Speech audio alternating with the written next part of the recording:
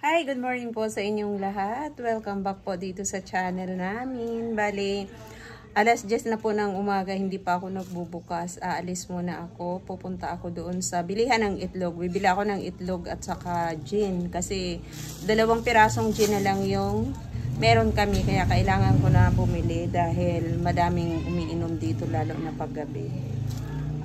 Itlog muna at saka gin ang bibilihin ko kasi kumpleto pa naman kami.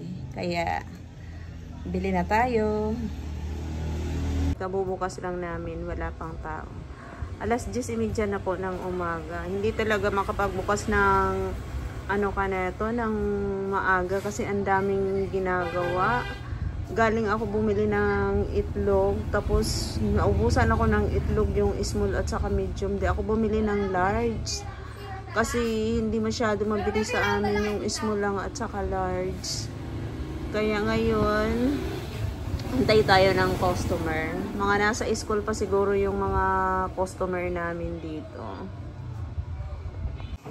Andito naman tayo sa tindahan. Nakita ko tong mga putol-putol na Joy, Downy, tapos Close Up.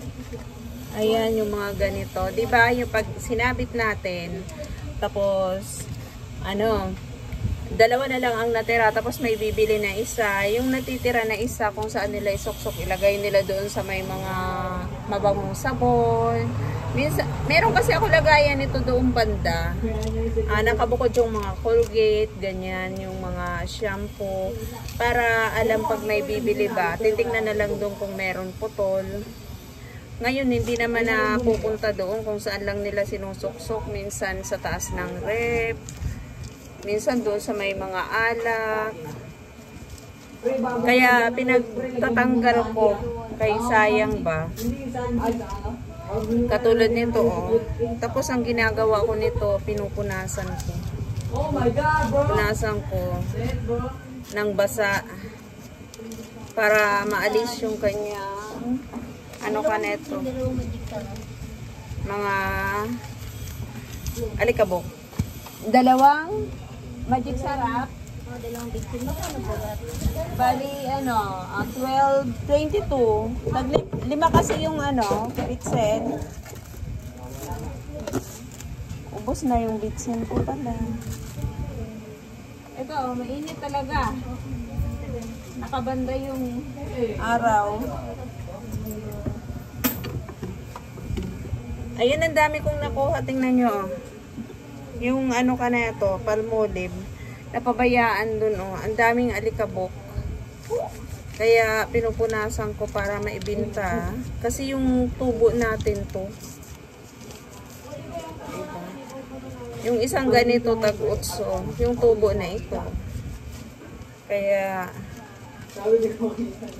kailangan maging masinop tayo sa pagtingin-tingin kasi pag yung mga bata yung bantay kung saan-saan lang nila nilalagay.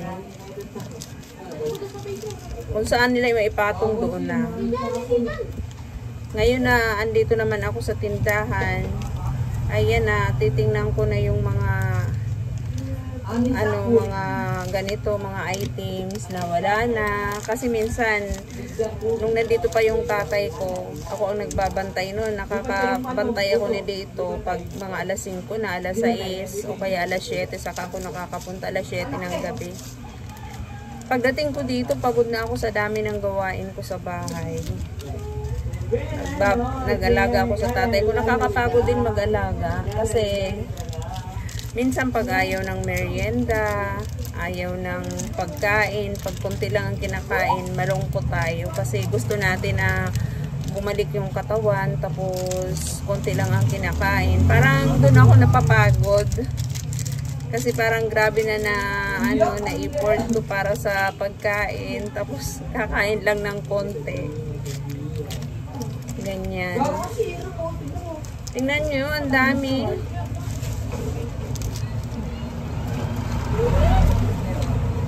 Alam niyo pag naipon ito, malaking pera ito.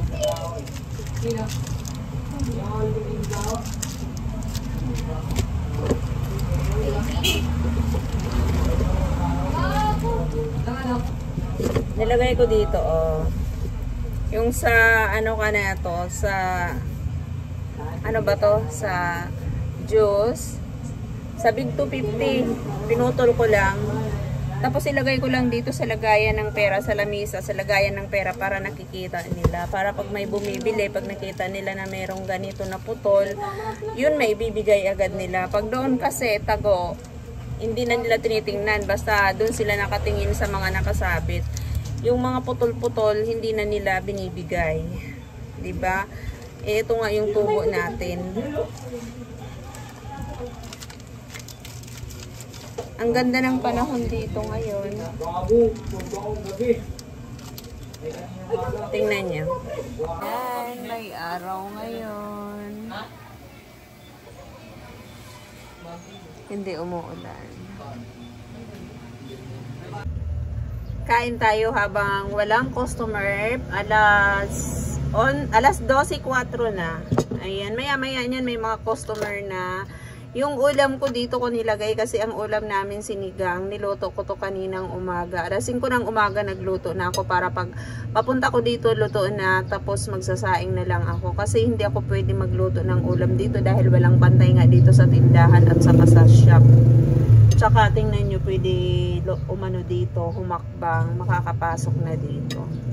Dito ko nilagay kasi ano yung sabaw. Matatapong kasi pag yung sa box, yung pusa namin, gusto rin kumain. Antay lang. Maraming sabaw to. Ayan. Hindi na siya mainit, pero yung kanin mainit pa. Kasi sa kanin, dito ako nagsaing. Okay lang kasi yung kanin dahil hindi mo bantayan. Ano to, mga gulay. Kasi gusto ko sa sinigang yung maraming gulay at saka yung gabi. Gusto ko talaga yung maraming gabi sa sinigang. Tingnan nyo, ang daming sabaw. Ganito talaga pag tayo may tindahan. Ang oras na uuubos sa tindahan.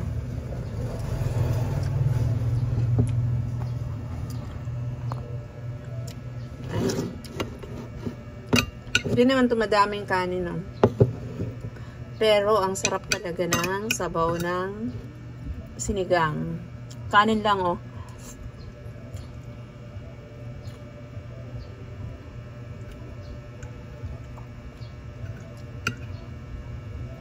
Ba't andito lahat yung sili?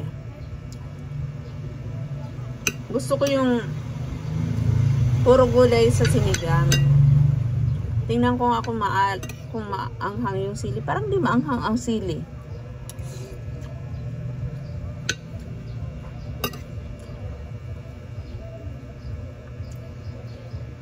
Oo nga, parang nangangalabit lang yung sili.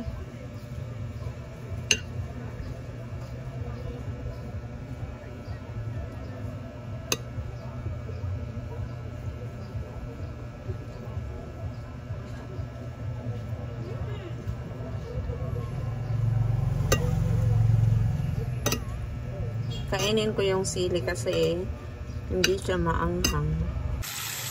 Luto tayo ng merienda. 3 pirasong gabi. Lagayin ko lang to.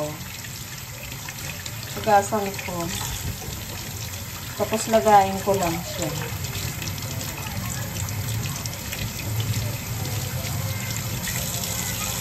Tatlong piraso lang to.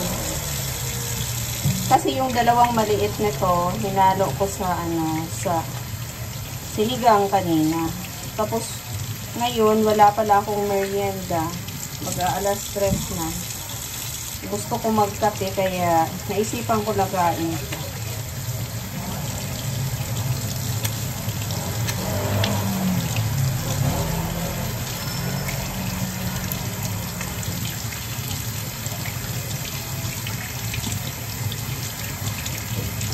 Ayan, lutuin natin. Sa lahat po ng mga nanonood at sa lahat po ng nag-subscribe sa channel ko, salamat po sa inyong lahat.